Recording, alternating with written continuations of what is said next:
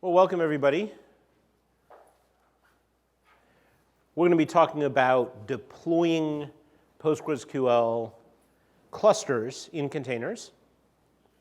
I'll give you some background here. And one of the things I'm going to try to convince you is that if you are going to be deploying Postgres clustered configurations of Postgres containers is the best way to do it, or specifically Kubernetes is the best way to do it. But you can make up your own mind. Now, I'm going to be showing some code examples and doing a little demoing, assuming that I don't lose. Well, I'll show you the code examples regardless. I'll be doing a little demoing if I don't lose internet like halfway through the talk. And if you have trouble seeing some of the text, the code is up at this GitHub repo. So you can check it out there and see it on your own computer. So, starting, guys, I don't know, at this point, like 2 years ago, I was working on and doing a lot of thinking about automating high availability Postgres replication clusters. And this led me to looking into a bunch of newer technology in order to build my fully automated PostgreSQL. And this led me to looking into a lot of new technology, particularly a lot of all of the Linux container stuff and Docker, because a lot of this seemed to be about building your own cloud and deploying stuff, you know, that sort of thing. And I said, okay, we've got a new generation of cloud tools here based around Linux containers. Maybe I can make use of this for automated PostgreSQL clusters. But then I almost immediately sort of ran into this issue, which was that at least in the sort of Docker community, there wasn't any interest in stateful applications. That is, you know, certainly the core Docker stuff itself had very limited support for any kind of long-term storage, wasn't really concerned. Everything was about, oh, we're going to be 12 after X, everything's going to be stateless. And I'm like, well, you know, not every part of the application stack is stateless. It actually kind of felt like they missed out on a big part of the stack, and it really kept me from taking it seriously, certainly as a way to deploy PostgreSQL. And so I started looking at what else was out there, you know, what other things I could use. And going around the sort of container community, I came across the CoreOS community and and a bunch of other things. And I got so involved in this and so interested in doing all the container stuff that it actually led to my changing jobs. I now work at Red Hat, and I work on the Red Hat's sort of set of container projects, which goes under the heading Project Atomic. And as part of following up on that, I got involved in Kubernetes. Now, Kubernetes is what's known as a container orchestration system, where it is a piece of software that runs a whole bunch of containerized applications across a group of servers or a cloud. And that's the summary. Now, one of the things that we've been working on recently in Kubernetes is this thing called PetSet, which has just recently been renamed to Stateful Set. But you'll see PetSet over all the documentations and over my code for that reason, which is specifically a set of features focused on how do we run stateful applications like databases in Kubernetes, including Postgres. So, and this was launched as alpha in Kubernetes 1.4, which came out in August. And it includes changes to storage and connection routing and identity, pod identity, and persistence around running stateful applications in Kubernetes. So this is my sort of yak shaving trip, where I started out just trying to make PostgreSQL failover automatic and ended up contributing to an almost wholly unrelated project. But that's how these things go. But now we've actually got PetSet, Stateful Set, and Alpha, and so a year later than I ever expected it, I'm actually in a position to start building the sort of things that I wanted to build originally. But before we get there, let's talk about running Postgres in containers and why you might want to and why you might not want to. So now, you talk to any of the Docker people, because after all, the first rule of Docker Club is that one never shuts up about Docker Club. You'll hear a lot of the advantages of running stuff in containers. We'll only put a particular Postgres spin on it. Now, there's obviously the thing of its packaging, right, which is it's packaging that includes not just sort of base Postgres, but also configuration and whatever other accessories. So it takes out a lot of the steps of installation and allows you to ignore a lot of the vagaries of the underlying platform because you're basically installing it in its own mini OS. But a more important thing when you're looking at Postgres as part of a system, if you're looking at clustered Postgres, is the concept of service encapsulation. That is the idea that you have this container, and that container is Postgres regardless of how many different sort of accessories, et cetera, that you have. And this becomes really important when you're looking at managing fault tolerance, where needing to know whether a particular Postgres node is up or down becomes critically important. Also, there's a feature that doesn't sound like a feature when you first say it, which is that container-based infrastructure make it really, really hard to do hot fixes in place. And that doesn't sound like a feature until you've had to manage a large distributed infrastructure where half the servers have been hot fixed by somebody who's no longer at the company. Because one of our biggest problems with managing any application at scale, including Postgres, is the differences between the individual nodes, where they're not the same. Plus, you've got your other usual advantage that you hear about from the Docker folks, like the fact that you can then run sort of a mini instance of whatever it is, your cluster or whatever, on a sufficiently powerful laptop, and therefore the devs can do their individual testing and all those other things. But the really, really big advantage is orchestration. Not so much the containers themselves, but the tools that came with them. So one of the things that orchestration, and in my case Kubernetes, has done for me is handle a lot of the things I needed to look for in high availability Postgres clusters. Auto-vivification, for example. Kubernetes takes care of saying, if I'm supposed to have 6 Postgres nodes up, it will make sure that I have 6 Postgres nodes up unless we are out of hardware resources. To deploy and configure in groups. That is, if I'm going to deploy a 7-node cluster, it deploys a 7-node cluster, not one at a time. I manage routing between the different nodes, regardless of what physical machine they're on, and potentially put you in a position where you can even have automated requests for database access. You can even say, hey, anybody wants a database that's going to be up to 100 gigabytes in size, they just do this thing on the web interface and it just happens. So that's all nice. The other thing is that as Kubernetes is getting more popular and places are actually managing the rest of their application infrastructure using Kubernetes, it starts to make sense that, hey, if you're going to be managing your Java and Node and Ruby apps using Kubernetes, then you really ought to manage PostgreSQL, which is storing the data for those, using Kubernetes as well. So, but the big sort of concept here is that because we're dealing with cluster orchestration, it allows us to look at clustered Postgres and manage it as a cluster, not as a bunch of individual nodes that are being managed separately.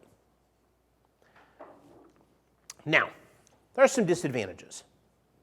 One is that there's a lot of extra setup, particularly involved in getting started, in terms of doing deployment via containers. It's certainly not, like the first time you're setting it up, it's certainly not easier than the traditional ways you're usual to deploying things because you have to set up all of these extra steps. Now, it does factor a little bit more into repeating actions easier. The administration and configuration monitoring tools that you may be used to don't necessarily work that well with containerized applications because they may assume, for example, that they will have extra port access or they have the ability to monitor files, for example, inside the container, which they don't necessarily. And as a result, you may find that you have to use new tools. There are some possible performance issues around containerization, particularly around orchestrated containers, because, for example, if you're using discovery-based routing of services, that discovery involves some network lag. I don't have measurements for any sort of performance differences, but you can, and on top of which, a lot of this container stuff is still advancing rapidly, which means you can also run into performance-related bugs. There certainly isn't any efficiency, because like one of the other reasons they push containerized infrastructures is, hey, we're going to deploy your containerized applications to a cloud, and we'll get maximum packing on them, and every node will be 75% utilized, and you'll save a bunch of money on your Amazon bill, et cetera. But for databases, which tend to take over the whole machine they run on for anything high performance, you're generally not going to see any kind of efficiency gain. But the big reason why you might not go out and containerize your Postgres replication stuff right now is that pretty much everything is alpha. Docker wasn't a thing 3 years ago. Kubernetes wasn't a thing 2 years ago. All of this stuff is new. So see what I'm presenting for you, and I'm presenting a bunch of prototypes. And really what it comes down to is, if you are planning on deploying a service in a year, you want to take a hard look at some of this stuff as a way to deploy it. If you're planning on deploying a service before Christmas, this is not for you. So, talked a lot about that, but now I actually want to show you some of what we did here.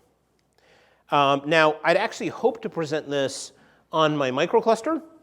This is a little Kubernetes cluster that I have running on little Intel Builder boards. So it's a nice 4-node cluster, which would be more fun. It's just more fun to do it that way. Except that I took it to KubeCon and kind of broke it last week. So that's back at my house awaiting being fixed. So we won't be doing it that way. Like I said, what I'm going to show you is very sort of prototype stuff. Part of the reason is that on the underlying platforms like Kubernetes, we're depending on a lot of features that are in alpha, some of which are very, very new. If you look at, if you do a search for me on Kubernetes issues on GitHub, you will see many issues assigned to me. There are some, nevertheless, production-ish quality, if you understand, some of the bugs in the underlying platform available, such as Zalindo Spilo. However, all this technology does move extremely rapidly, so the things that are alpha now won't necessarily be alpha in 6 months. There's a lot of people working on this stuff. So let's actually show you some stuff. So if you grab stuff from this Atomic DB distribution here, then I'm working through implementing a bunch of different cluster types. The first one is the one that I've actually worked on for a long time, which is called Patroni. Patroni is an offshoot of Governor. If people were in the Governor session this morning, Patroni is a fork of Governor, was taken over by Zalando. I've contributed to it. It's Postgres HA automation for single master streaming replication clusters. And what I have in here is a couple of things. One is container build, right? So we've got our setup for building a container that will run this. And what's in the container is two things. One is obviously Postgres. And the other thing that's in the container is this Patroni daemon. And the idea here is that the Patroni daemon actually runs inside the container as what we call PID1. So that is, it is the service which is responsible for the container, and if it exits, the container shuts down. And that's important because since Patroni controls where that Postgres instance is in replication, it means that I never have to worry that the replication governance could be down, but Postgres could still be up. And so then we actually do a couple of other things, like we've added into, I've added in here where Patroni actually will call into the Kubernetes system itself and update the Kubernetes system with information about the roles of the various servers. And this allows us to do some other things. And the rest of this is just all installation of packages and everything else. And you can see the sort of documents on that. And then we've got our usual startup script, which builds the configuration file for Patroni and starts it up. Now, that's just the individual container. And as an individual container, it doesn't actually do much. As a matter of fact, this container is useless outside of a Kubernetes environment because it'll complain about a whole bunch of environment variables you didn't provide it with. So the way that all of that does stuff is we've got this set of Kubernetes profiles. So to kind of walk you through it, we need to do a few things. So the first thing is we need to deploy some passwords. So we've got a simple secrets thing, and secrets is a feature built into Kubernetes. This isn't any kind of serious encryption, like in a real production thing. You'd probably want to use HashiCorp Vault, which Sean will be talking about in the next time slot. But this is good enough for a prototype implementation or for a very low security application.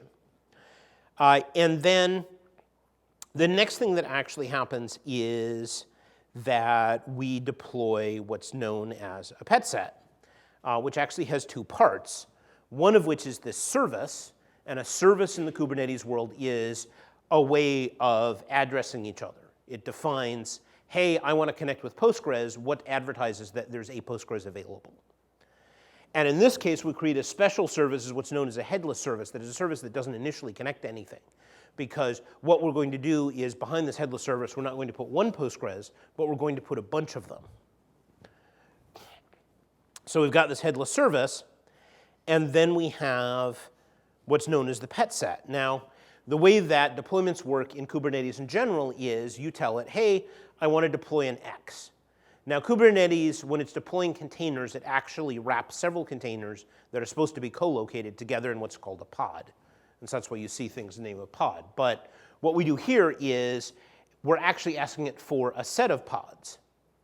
Now, the standard way to deploy a set of something in Kubernetes is what's known as a replica set. And a replica set just deploys a bunch of copies of something identical. But the problem with a replica set is it has no consciousness that those individual nodes may diverge after they're launched the way that databases do. So that doesn't work for us. And so this is why this new pet set feature is important.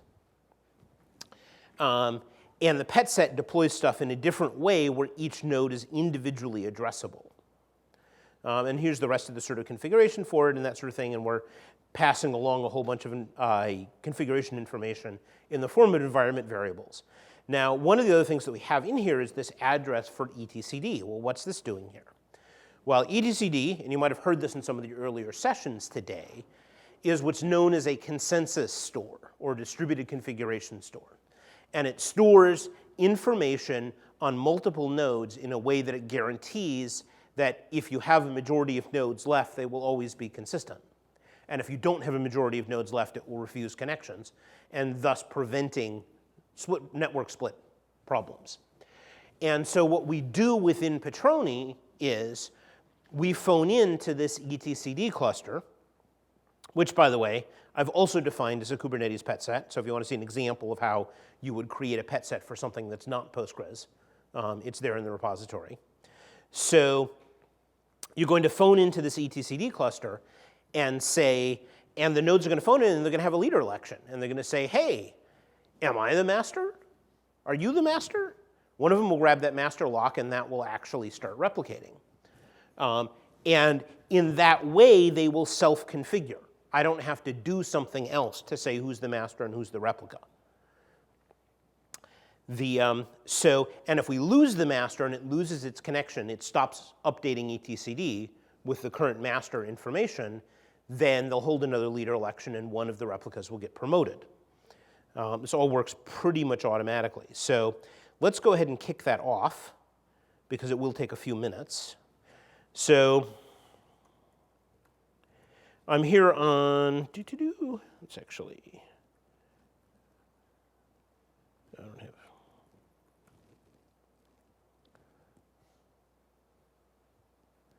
so I got a little 4-node cluster here on Amazon because, again, microcluster's down, running on CentOS Atomic Host, which is my actual job, CentOS and Fedora Atomic Host. And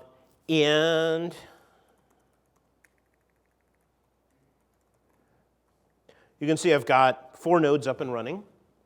And so these are 4 physical machines running in the Kubernetes cluster. So what we're going to do first is we need to deploy we need to deploy an etcd cluster so that we have a place to write configuration state.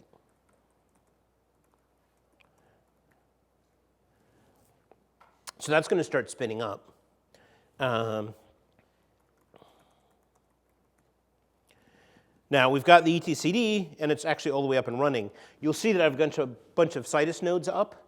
I'm not going to demonstrate bringing those up interactively because I've actually got those loading with data right now, which they've been loading since this morning. So I don't want to blow away that cluster and rebuild it. So I brought up the etcd cluster, and so now Petroni has something to communicate with. So I can now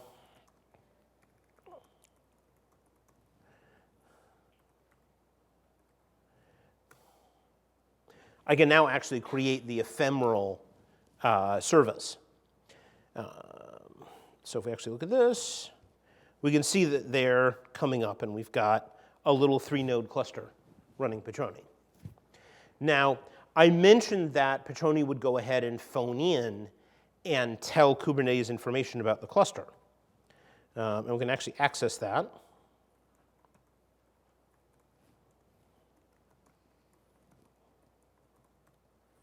There we go. And so we can see 0 is the master and the other 2 are replicas. That's unsurprising because the way that PetSet is designed, it actually deliberately brings them up in order. This gets critically important for some things like for some services where you have to do bootstrapping that's different on the first node than it is on the second and third node. In the case of Petroni, it doesn't actually matter. But for other services that you might bring up, like Cassandra, or I'm working on the implementation of the governor, one that was shown by Compose this morning, it does matter what order you bring them up in. And so we end up with 0 as the master and 1 or 2 as replicas. I can do fun stuff like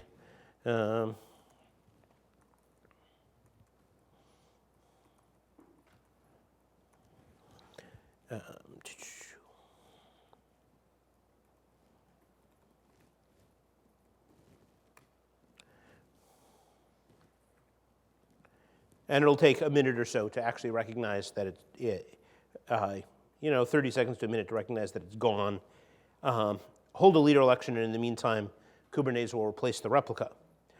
Now, the stuff that I actually mentioned about it phoning in its own status and configuring itself is actually, in my very strong opinion, really the only way to do things in the sort of new cloud infrastructure, which is that services, including Postgres, need to be self-configuring and self-starting. Now, this is done with something that I call bots. I call it the bot pattern. The Joyent folks, and one of them will be keynoting tomorrow, call it the Autopilot Pattern. It's the same concept. The idea is that your individual services need to come up not as dumb nodes, but with the idea that they are going to be part of a cluster ecosystem and that they join that cluster ecosystem on their own, based on having pre-programmed them. And that's the code that, for example, Petroni implements. So let's see, where are we here? So there we are. So what happened there was node number 2 promoted itself to master, and in the meantime, Kubernetes automatically replaced node 0.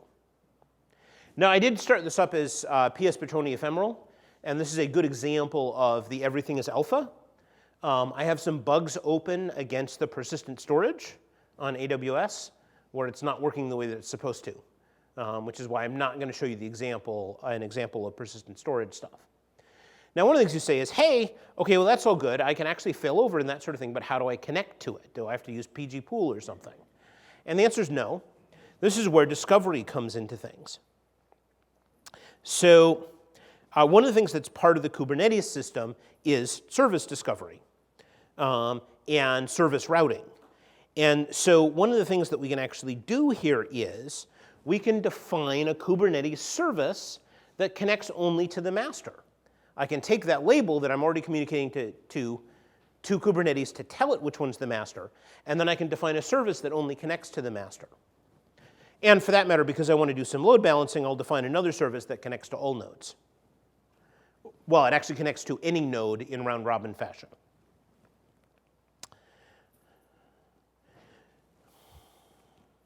So that's actually, okay, never mind. So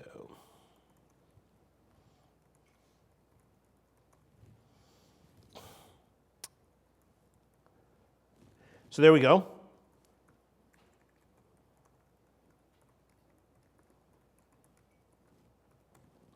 So that's definitely the master. And if I actually do,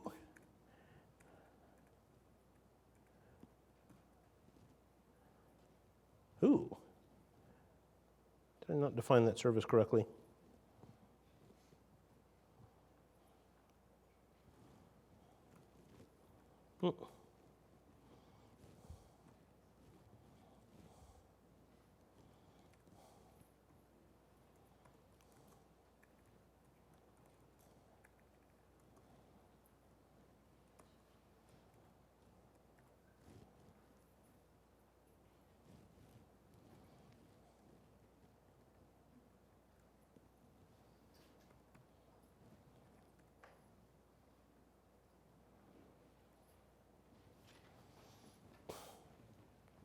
Okay, not sure what's going on there. I'll actually, if we have time left at the end of the session, I'll actually try and troubleshoot it, because that should load balance to all the read nodes. I'll have to see why it's not. So that's actually a basic setup for single master replicated Postgres with automated failover. Now, if you actually want a more production implementation of that, take a look at what the Zalando people have set up with Spilo. I'll show you some links in the end to their example of a more production thing that has all of the tools and all of the other things. However, I don't want to stop with just single master replication clusters, because one of the things you probably already heard at this conference is we have a lot of work on other kinds of clustered Postgres going on. And so I've been implementing some of those. The first one that I actually have completely working here is CitusDB.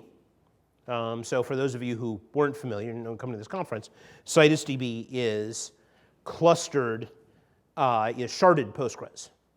So it's you spin up a bunch of nodes and they shard and they come together, and there's tables that are sharded all over. So I went ahead and created a cluster, and again, I create a simple sort of prototype container on an Autopilot program where I build the container, I add in the Citus backends, I build everything else, and then I have the script that I actually start up is a script that checks, makes sure that Postgres is running, updates Kubernetes, and then starts Postgres.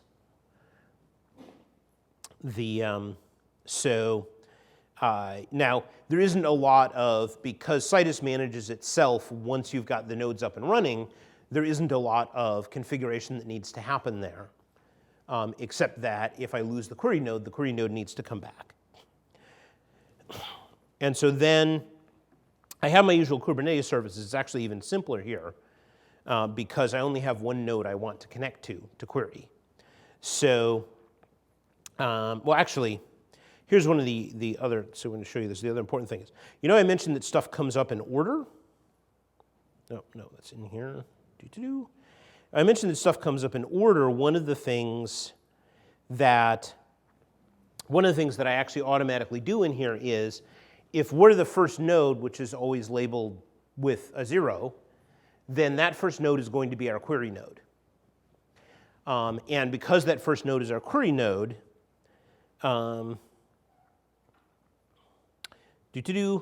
then we are going to actually do the node registration that Citus does internally in order to connect all of the pieces together. So the whole cluster just comes up and the query node is ready to use. Now, so what I actually did there was, because Citus does this on a per database basis, I do all of this in template1 database, so that if you create more user-defined databases, they automatically inherit the sharding. So,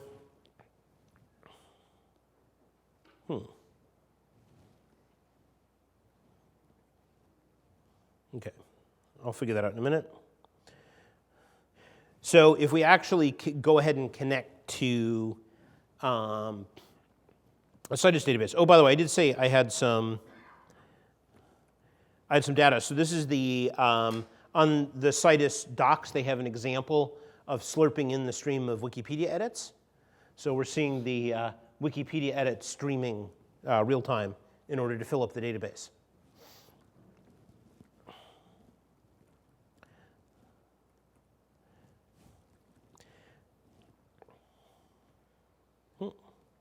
Okay, let's get some more interesting queries. So now,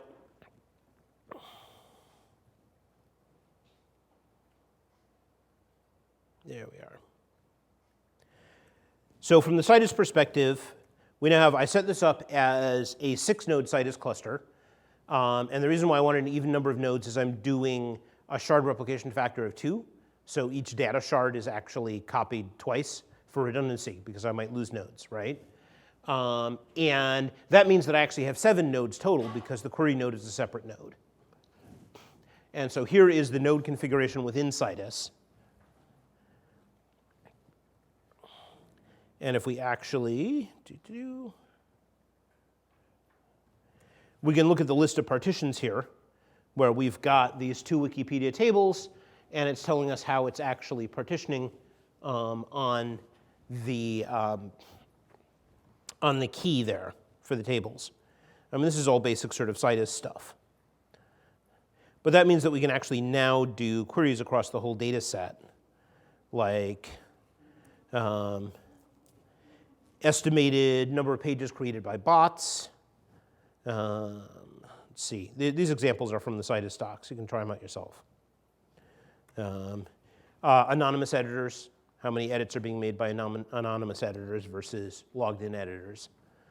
You know, and those sorts of things that we can actually do with the stream. And so these numbers should actually keep changing, because we are continuing to stream data into here. Yeah, there we go. The, you know, it's your basic sort of sharded configuration. And if we actually take a look at this,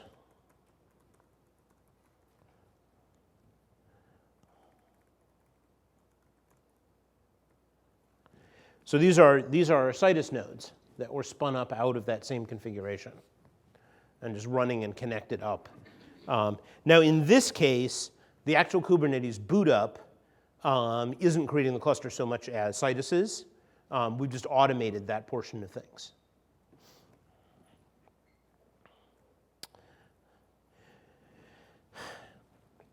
So some other considerations when you're actually creating containerized versions of PostgreSQL for operation in the cluster.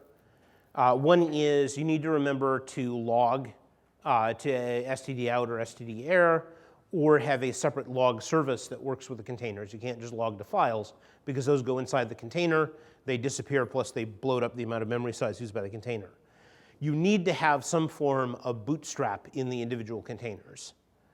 And that needs to actually configure your instance based on information received from the cluster.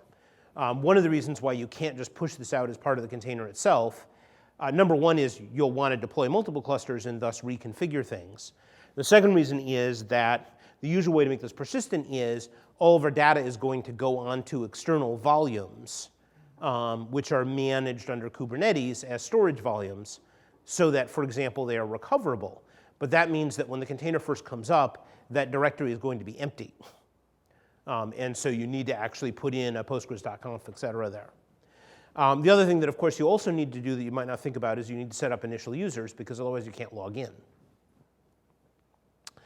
One of the things I mentioned here several times is persistent volumes. So the idea of having kind of long-term storage, which allows for persistence of databases. Now, one of the things that we can do with Kubernetes pet set as a feature is If you have persistent volumes that are attached to an individual node in a pet set, and it fails, and that persistent volume is located on redundant network storage, then when that node gets replaced, when that node gets replaced with a node of the same name, it'll automatically reattach. The advantage of this is if you have a big database where actually making a copy of the data store would take a long time, then having it come back up and reattach and catch up from the replication stream is going to be faster than creating a brand new replica from scratch. But that's very size dependent, right? If I have a terabyte database image usually, I'm for sure going to want to use persistent volumes. On the other hand, if I'm doing like hosting for the developers and that sort of thing, and the average database size is 100 megabytes, I actually don't want to do that. It's extra administrative overhead. I have to remember to delete the volumes after the entire application gets deleted because they don't get deleted automatically for reasons of data preservation. So I have to do extra cleanup and that sort of thing. And in that case, it's usually much easier and faster to just use ephemeral storage and have the databases instantiate themselves based on replication. So, a few other things that would be required to actually make some of my prototypes, as I continue to work through this, production worthy. Obviously, persistent volume configs, again, that's waiting on a Kubernetes bug. Actually building in Vault support, which I'll be adding into there so you can actually have real password management and control. Some sidecar container examples for things like, for example, one of the questions is, how do I do backup? Well, the answer is that you actually have another container that handles backup that connects to one of the nodes in your cluster or all the nodes in your cluster, depending on what kind of cluster we're talking about, and goes ahead and either does streaming backup or does periodic dumps. In the case of Kubernetes in particular, one of the things you would do is you'd start up one that does, say, the snapshot for binary backup, and you create it as a scheduled job, which is another thing you can do within Kubernetes. I'm going to be improving the Citus one to have failover for the query node, where the query node actually gets replicated so that you don't lose any of the Citus metadata in the event that you lose the query node and it doesn't have persistent storage or the persistent storage gets corrupted. And then there's a number of ways to implement failover for shards, and particularly looking at that for how do we handle sharded databases within Kubernetes stateful set system to begin with, because the initial stateful set implementation doesn't have the idea of sort of mirroring. The other thing I'm going to be implementing is more clustered forms of PostgreSQL, right? So I've already started work on the new version of Governor from Compose. So I'll be doing that. Also the Postgres Pro multi-master clustering for anybody who was in that presentation, or if you weren't. This is 3 or more synchronous full copy replicas, just purely for redundancy. At some point I'll get to BDR. Ideally that would be together with some form of data center federation, because that's the reason why you would want to use BDR, is because you had data center federation. And then maybe PostgreSQL if I get around to it. I'm also waiting for a bunch of features that are currently in process within Kubernetes. We're working on this thing to make the configuration, adding in the configuration files less scripty and more sort of declarative by having what's known as the union config map. Because Kubernetes has a feature called config maps where you can actually sort of create configurations and store them as objects and have them automatically deployed to your nodes, your pods. But the problem is the way that those are managed, they won't really work for things like the Postgres configuration, because among other things, they need to go in a directory which doesn't have anything else in it. And usually we put postgres.conf in the same directory as the Postgres data. Node Affinity, which is coming in as a feature in Kubernetes 1.5, which will be out in December, I think. And the reason for Node Affinity is we want to be able to say things like, hey, don't put 2 nodes from the same Postgres cluster on the same physical machines, because then if we lose the machine, we lose both nodes, right?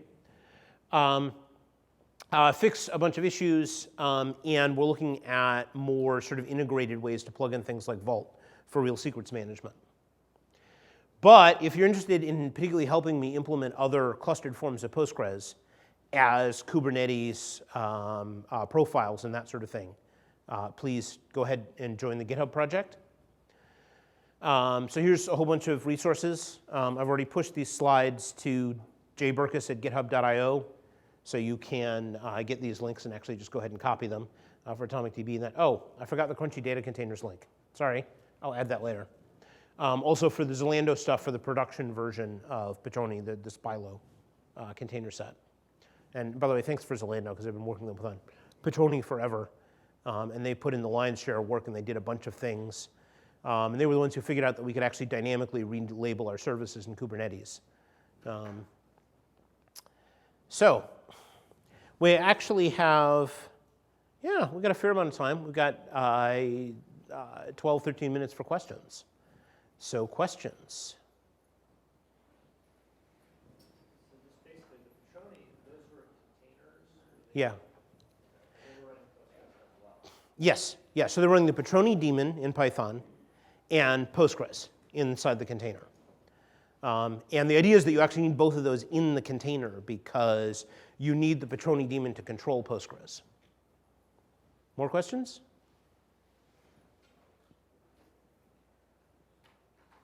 Nothing? I answered all of your questions, yeah? So we're already on top of Marathon, Yeah. which is obviously missing a lot of these features Yeah. that Kubernetes has. I guess my question is, like, do you ever see like parity getting there, or like, I know Yeah. Kubernetes is your thing, or are you Yeah. looking towards Marathon as well? Yeah. So right, so the question is whether or not there's a bunch of parity and stuff for Marathon so you could implement a lot of these things on Marathon. I don't have an answer for that. I don't know very much about the current velocity of Marathon development. I know that they've definitely looked at all of these things, and for that matter, we just had a Mesos person at the Kubernetes Developer Summit, specifically, because they're looking at a lot of these same features. So I would expect that they will get them eventually. The question is, how long will that take? Why launch a separate etcd cluster within Kubernetes rather than using the etcd that Kubernetes provides? Okay. Yeah, so the question was why launch a separate etcd cluster within Kubernetes since Kubernetes already has to have an etcd cluster to run? And the reason, there's a couple of reasons for that, performance and security. So the lesser one is performance, which is that Kubernetes needs to update its own etcd cluster all the time in order to reflect the state of the Kubernetes cluster. And if we're hammering away at that because our database clusters are updating it, and Kubernetes can't update its own configuration because etcd is not high throughput, it's a consensus store, then you can end up with real trouble on the cluster, and at which point you don't have a cluster anymore, until it clears out. The bigger one is security, which is you don't want to have something running inside your containerized application that has the permissions to write to the Kubernetes clustered in to control the Kubernetes cluster stuff. Because then if somebody finds an exploit, right, they take advantage of a security hole in something, then they've not only taken over your container and whatever credentials it had in general, but they can take over your whole cluster. Can you describe the persistent volume bug you're waiting to fix? Yes. So the persistent volume bug is it's simply described, which is that sometimes and often enough to make it unreliable, when you deploy on AWS with EBS-backed persistent volumes on a pet set, where each pet is supposed to get its own individual persistent volume, they're not getting correctly, somehow they're not getting correctly associated so that it's not possible for the pod to mount the volume where it's deployed. And I've got it open as a bug, and somebody who understands persistent volumes better than I do is hopefully looking at it. So the pet set persistent volumes, of course, are working on GCE. And when I fix my microcluster, I'll retest on Gluster. One of the requirements, by the way, currently limitations with PetSet, stateful set, is that your storage, your network storage, which is how we do persistent volumes, needs to support dynamic provisioning, which currently in the state of Kubernetes plugins is just Google, AWS, and Gluster. Other storage providers will probably implement dynamic provisioning as well in the future. I know EMC is planning to for some of their, big storage stuff. But right now, those are the things that work. You said you're going to show splines? You mentioned that one similar production-ready. Oh, Spilo, yeah. So Spilo is Petroni plus all of the other things that that Zalando uses for production.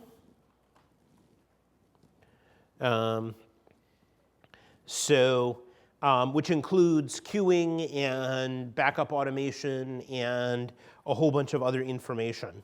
And you can actually find it in their Spilo repository and also,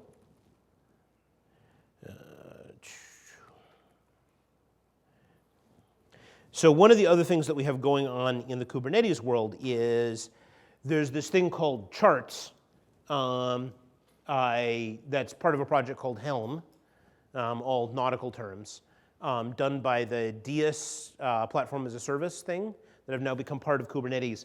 And this is actually a way to wrap up and templatize Kubernetes applications that you're deploying. So we have one in here for Spilo, which is actually misnamed as Petroni because it's really Spilo because it has all the other stuff. We have it in there for that.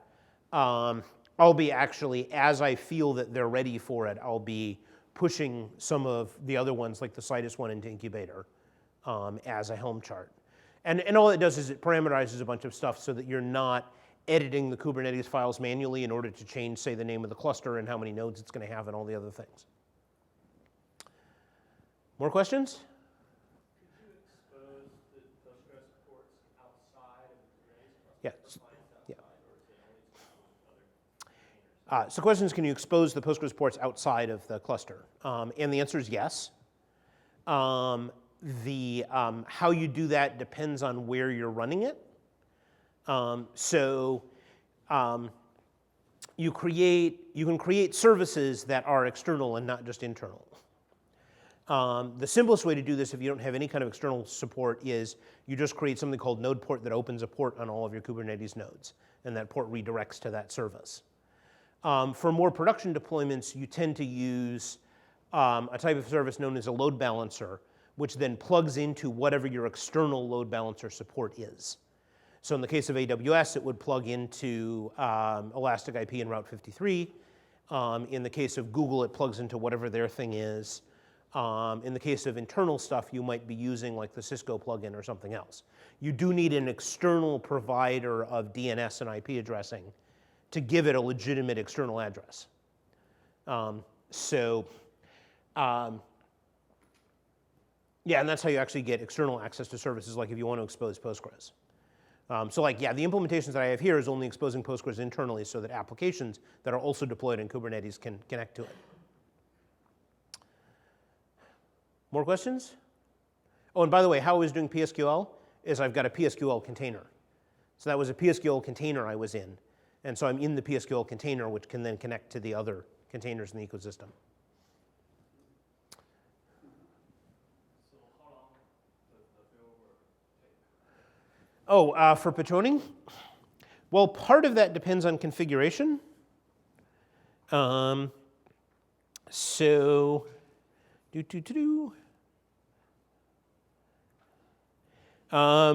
don't know that I've configured this particularly aggressively. I think it actually has a TTL of 30 seconds for the master lock.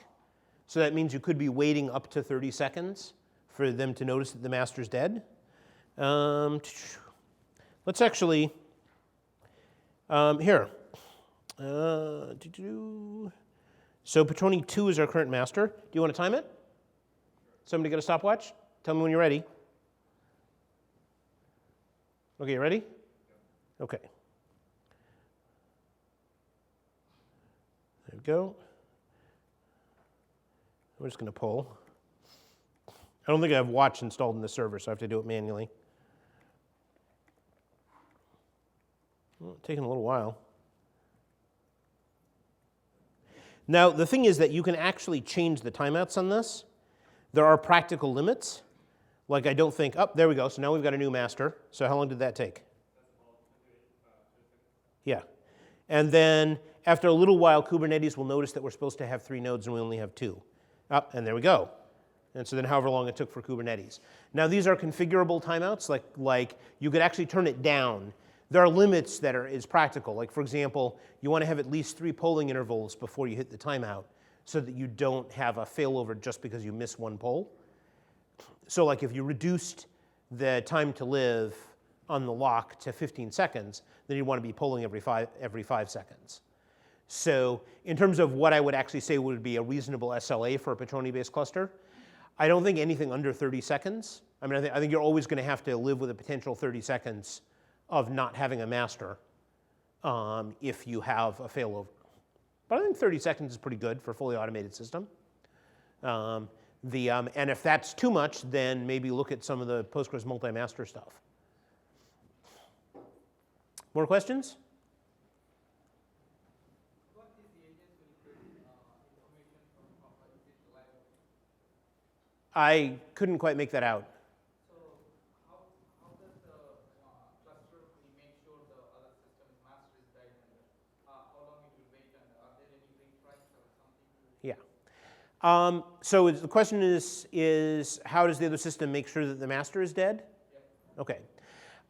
So this is it's part of the autopilot / bot pattern, because we're actually counting on our access to a valid consensus cluster as being our determinant, right? Because if we have a network split, then there's going to be some Postgres nodes that can communicate with a valid consensus cluster, and some Postgres nodes that can't. If you're on the losing side, you can't be a master. As a matter of fact, what the default behavior in Patroni is, if you were a read-write node, if you were a master, and you're on the losing side of a split, then you reboot as read-only. So that you don't have a split brain situation. So that even if some applications are still connected to that node, they'll discover they can't write. And so that's sort of the determinant. Now, if you listen to Compose this morning, one of the things that they were talking about is the problem with that is what if all your Postgres nodes are on one side of a net split and all your etcd nodes are on the other side of the net split? Oh, by the way, Patroni also works with Consul and Zookeeper if you have a preference. And so that's the problem with the Patroni design, is that you can end up with a no valid Postgres cluster if you have that kind of a split. And you can kind of get around that by having some management of where your services are located. Like that would be a good reason to say Affinity, to say, hey, I want to have an etcd node running on each machine when it's a Postgres node. So you can't end up with that situation, at least theoretically. The other way is that's the reason why for the Compose people, they're actually in the new version integrating the consensus store into the individual Postgres node. So rather than having a separate service, if you have the majority of Postgres nodes, then you have a majority of consensus. So people are taking different approaches here to solve the distributed systems problems. Okay, I think we have time for one more question. Anybody has anything? No? Okay. Well, let me encourage you to go out and actually play with stuff.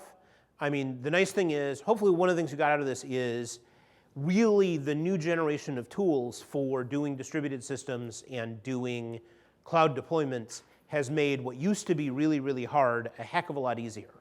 And that you should really be looking at running Postgres clusters and not just Postgres servers. Thanks.